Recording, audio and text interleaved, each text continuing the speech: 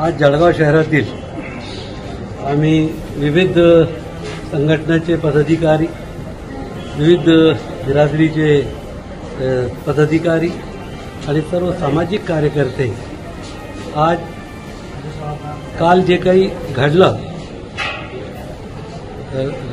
राजापूर जिल्हा कोल्हापूरमध्ये विशाल गडवर जे काही अतिक्रमणच्या नावाने जो हिंसाचार झाला त्याचा निषेध करण्यासाठी आम्ही इथे आलो।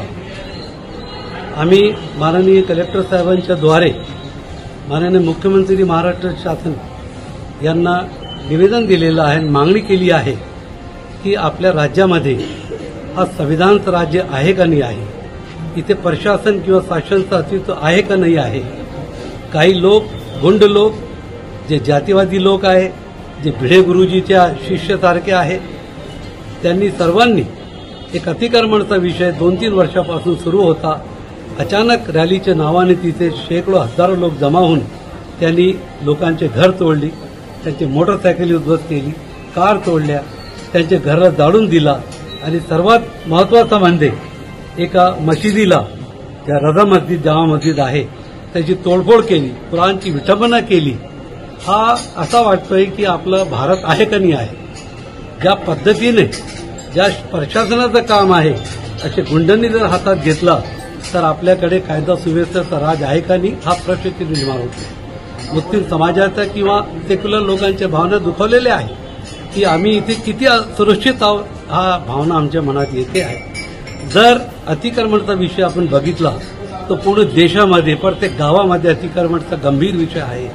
अशा पद्धतीने त्यांना तोडायचे असेल मग त्यांनी सर्व जे काही इल्लीगल अतिक्रमणमध्ये मशीद आहे, गिरजा आहे, गुरुद्वारे आहे, मंदिर आहे, त्यांनी तोडावा।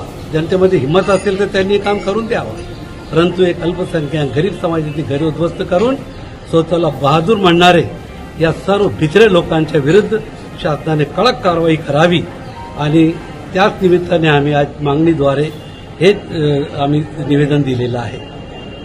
आम्ही या सर्व लोकांनी याचा निषेध केलेला आहे आणि सर्व भारतीय नागरिक, संविधानाला मानणारे नागरिक याला अवश्य निषेध करतील अशी अपेक्षा आहे।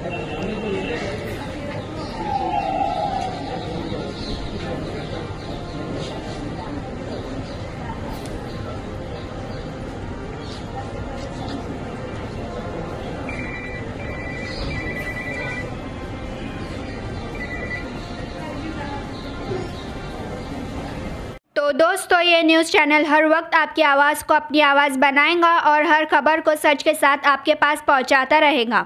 हर खबर आपके पास पहुंच सके इसलिए इस चैनल को सब्सक्राइब, लाइक और शेयर ज़रूर कीजिए।